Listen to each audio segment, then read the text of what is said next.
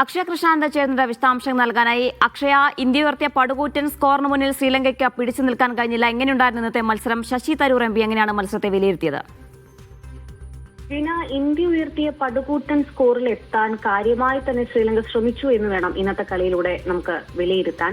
കാരണം ഇന്ത്യ 221 റൺസാണ് ഇന്ന് 20 ഓവർ പൂർത്തിയാക്കിയപ്പോൾ നേടിയത്.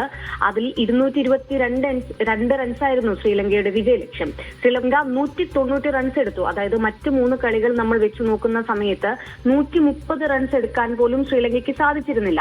ആ സ്ഥാനത്താണ് ഇന്ന് ശ്രീലങ്ക 190 റൺസ് എടുത്തിരിക്കുന്നത്. അതായത് ഞങ്ങൾ ഇന്ത്യക്ക് പോകുന്ന ഒരു എതിരാളികളാണ് എന്ന് അവർ തെളിയിച്ചു ഇന്ന് ഈ മത്സരത്തിൽ. മാത്രമല്ല, ഈ മത്സരത്തിൽ ഒരുപാട് റെക്കോർഡുകൾ പിറക്കുകയുണ്ടായി. ജീന സൂചിപ്പിച്ചതുപോലെ തന്നെ സ്മൃതി മന്ദാന അന്താരാഷ്ട്ര തലത്തിൽ 10,000 റൺസ് നേടിയ ചരിത്ര നേട്ടത്തിലേക്ക് സ്മൃതി മന്ദാന എത്തിയിരിക്കുകയാണ്. ഇന്ത്യയുടെ T20യിലെ ഇന്ത്യയുടെ ഏറ്റവും ഉയർന്ന സ്കോറും കാര്യവട്ടത്തിൽ പിറന്നിട്ടുണ്ട്. എന്നാൽ അങ്ങനെ എല്ലാ കാര്യങ്ങളും നമ്മൾ നോക്കുന്ന സമയത്ത് ഇന്ന് ഇന്ത്യൻ വുമൻസ് ക്രിക്കറ്റ് ടീമിന് ഇതൊരു പരീക്ഷണ തന്നെയായിരുന്നു. ഇന്നൊരു പരീക്ഷണ കളി തന്നെയായിരുന്നു. ആ സമയത്ത് അതിൽ നിന്ന് ഇന്ത്യൻ ടീം വ്യക്തമായി മനസ്സിലാക്കിയിരിക്കുകയാണ് അവർക്ക് ഫീൽഡിങ്ങിനകത്ത് മികച്ച പ്രശ്നങ്ങളുണ്ട്, വലിയ പോരായ്മയുണ്ട്. അത് തിരുത്തിക്കഴിഞ്ഞാൽ മാത്രമേ ഇനിയുള്ള മത്സരങ്ങളിൽ, അതായത് ഇനി ലോകകപ്പ് മുന്നിലുണ്ട്, ആ ലോകകപ്പിനകത്ത് ഒരു നേട്ടം കൊയ്യണമെന്നുണ്ടെങ്കിൽ ആ ഫീൽഡിങ്ങിലെ പിഴവ് കൃത്യമായി മനസ്സിലാക്കി അതിനകത്ത് കൃത്യമായിട്ടുള്ള മാറ്റങ്ങൾ വരുത്തണം എന്നുള്ളത് ഇന്നത്തെ മത്സരത്തിൽ നിന്ന് വ്യക്തമാണ്. അതായത് തിരിച്ചെത്തിയ താരമായിട്ടുള്ള ദീപ്തി ശർമ്മ 2 തവണയാണ് അനായാസമായിട്ടുള്ള 2 ക്യാച്ചുകൾ മിസ്സാക്കി കളഞ്ഞത്.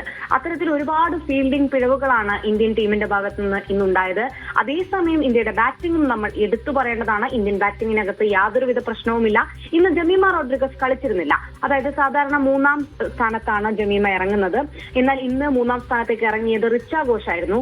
ഇന്ത്യൻ താരമായ ധോണി എങ്ങനെയാണോ കളിക്കുന്നത് അത്തരത്തിലുള്ള ഒരു കളിയായിരുന്നു ഇന്ന് റിച്ച ഘോഷ് കാര്യവട്ടം സ്റ്റേഡിയത്തിൽ കാഴ്ചവെച്ചത്. റിച്ച ഘോഷിനെ പലപ്പോഴും നമ്മൾ ധോണിയുമായിട്ട് ഉപമിക്കാറുണ്ട്. അതേ ആ ഒരു കളിയെ അതുപോലെ തന്നെ ആ ഒരു തരത്തിൽ തന്നെ തോന്നിപ്പിക്കുന്ന രീതിയിലായിരുന്നു ഇന്ന് റിച്ച ഘോഷ് കളിച്ചത്. അനായാസമായിട്ടാണ് ഓരോ പന്തിനെയും റിച്ച ഘോഷ് നേരിട്ടത്. ഹർമൻപ്രീത് കൗർ ആവട്ടെ, എല്ലാവരും തന്നെ നല്ല രീതിയിലാണ് ബാറ്റ് ചെയ്തത്. ഇത്രയും കാലം, അതായത് ഈ 3 മത്സരങ്ങളിലും സ്മൃതി മന്ദാനയ്ക്ക് അവരുടെ ഫോം തെളിയിക്കാൻ കഴിഞ്ഞിരുന്നില്ല. എന്നാൽ ഇന്ന് സ്മൃതി മന്ദാന ഇത്തരത്തിൽ വന്ന വാർത്തകളെല്ലാം വെറുതെയാണ്. അതിനെല്ലാം നിഷ്പ്രയാസം വലിച്ചു കീറിക്കൊണ്ട് തന്നെ അവർ ആ 10,000 എന്ന നേട്ടത്തിലെത്തുകയും. ശ്രീലങ്കയ്ക്കെതിരെ 30 റൺസിന്റെ തകർപ്പൻ ജയമാണ് ഇന്ത്യ സ്വന്തമാക്കിയത്. അക്ഷയ കൃഷ്ണാനന്ദാണ് സമഗ്രമായ വിശദാംശങ്ങൾ നൽകിയത്.